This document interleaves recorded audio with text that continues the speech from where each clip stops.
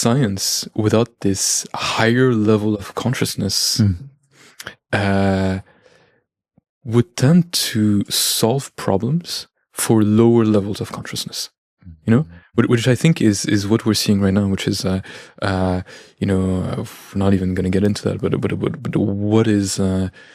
what are the brightest minds doing in terms of optimization of content delivery algorithms or recommendation systems, you know, things like that. Like, we're solving scientific problems at a very low level of consciousness. Wow. You know? And whereas the problem that we should be solving would be how to increase the access to higher levels of consciousness for most people. For most people, you know? And that's the problem, which is, how do we make sure that people are not only, how can they enrich the world, you know, make it more beautiful, make it more interesting. Also, by making it, you know, by being more conscious, how can they be more fully themselves and also act in the world, right? Because when you're more conscious, when you're more aware, you realize that actually you can do things, you know, you can talk to people, you can, you know, you become conscious of all the possibilities that you have. You become free, you become liberated. Yeah, exactly. Yeah. You emancipate yourself from... Exactly. Because there's so many systems of control around. It's like, it's not even a conspiracy theory. It's like, it's actual people and, of course, systems trying to manipulate people into purchasing, voting, being afraid, being envious or jealous or horny or a whole bunch of... And you know, managing to keep your mind and having your own thoughts, it's war. It's very, very difficult. I mean, there's something that I think also the viewers might be really interested about, which is a documentary that I watched recently, which was called Century of the Self. Century of the Self? Of the Self. Okay. Which blew my mind. And it talked about how psychoanalysis, so Freudian theories and all that, were used in the 1920s for marketing campaigns, or marketing campaigns, and for PR, and in a way as a way to hijack consciousness. Because consciousness, you know, if you use Freudian theory, you know, you'd have the ego as you know, like as access and phenomenal consciousness at once, right? And then you'd have, you know, the id, you know, the pulsions and all that. And if you target directly the pulsions, what's the name? The id. The id. Yeah. Well, I mean, Freud changed. But there's the ego, superego, and id. Something like exactly. Like Freud changed a bit the system, but like the overall idea was in a way that beneath consciousness we have all these pulsions. Well, this documentary makes a really strong case for the fact that modern marketing hijacks consciousness by bypassing it. By, instead of talking directly to consciousness, talks to the pulsions. And so... The portions, you mean? Like the pulsions, like pulsiones. Exactly. I was missing a piece of the puzzle. And got it. Yeah, sometimes I use like the no, sorry. It's my hearing that needs you know, fine tuning. Yeah. No worries, man. But that's very interesting. Yeah. That's very interesting. I completely agree. It's like a friend of mine. You'd love to meet him.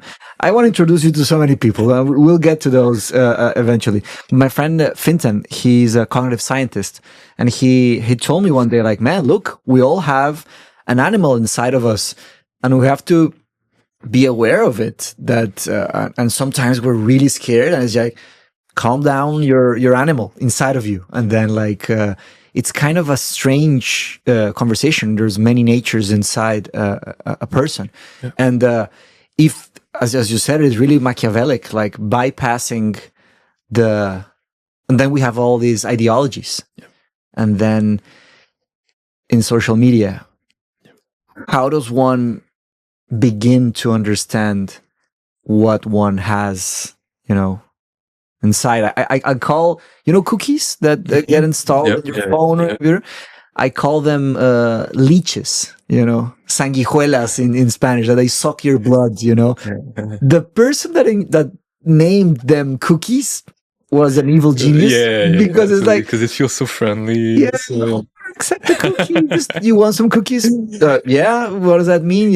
Exactly. But I think if you want to be more cynical, this cookie that you accept is a bit like the candy that you're accepting from a stranger, a kidnapper. Yeah. There's something very cynical and a bit creepy about that. But no, you're absolutely right. Like on the fact that we've got all these elements of control, and if you look at philosophy in a way, like philosophy all along was meant to create systems and approaches for the liberation of consciousness. There's this. Where is this from, or is this a general idea? It's a general idea, but from Plato or Socrates, or exactly. Well, from Plato, or Nietzsche as well. Yeah. I mean, all of them actually had this idea. Like Plato expresses it very clearly in a dialogue called the Phaedrus. And there's this very famous image of like the carriage of the soul. Oh yeah. With the fact that you mean the two horses and the exactly. Yeah. And in a way that you needed to dominate the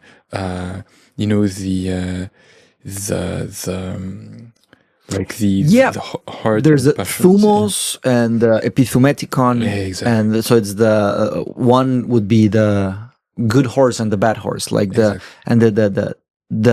just indignation, when we're angry about something, about justice, and then the desires. But reason should be the one that, guides. Exactly. Yeah. But I think that the also like an issue in terms of terminology is that the use of the term of reason, throughout our interpretation of the Greek, or even our interpretation of modern philosophy with the rationalist, with reason in Descartes all the way to Kant, I think consciousness should actually be the right word, that how do we control, the affective part of the soul? You have to be aware of them first. We have to be conscious. That is an intentional act of control to say, no, we will not give in to anger. We will not give in to hate. We will actually use consciousness to liberate itself. And this idea that you find... To understand and then act. Yeah, exactly. That like consciousness should be, in a way, incorporated into life. That that you're a complete mess if you're just led to yourself, right? Yeah, of course. And so then you inject consciousness, you inject systems, and then if you do this repetitively, and Plato talked about it, but the Neoplatonists developed it a lot. Well, you increase your level of consciousness up until liberation. And that's what they called theosis, this idea of purification up until you reach the form of the good. Form of the good, yeah. And then the Neoplatonists almost consider studying as a divine action, right? Exactly. Like, because it is a way to expand, to increase your consciousness. And then we get to the last man. Well, not at this moment, but fast forward, and we get, really mediocre ways of existing because of lower and lower levels of consciousness and awareness and prison. It's of course the movie the Matrix, right? And there's a scene where Cypher, one of the characters, says like ignorance is bliss, and he eats a steak and he prefers to be locked in the Matrix, locked. He prefers to get being the Matrix and just being rich instead of being outside, and of course that's the allegory of the cave, right? Of the Plato's allegory of the cave.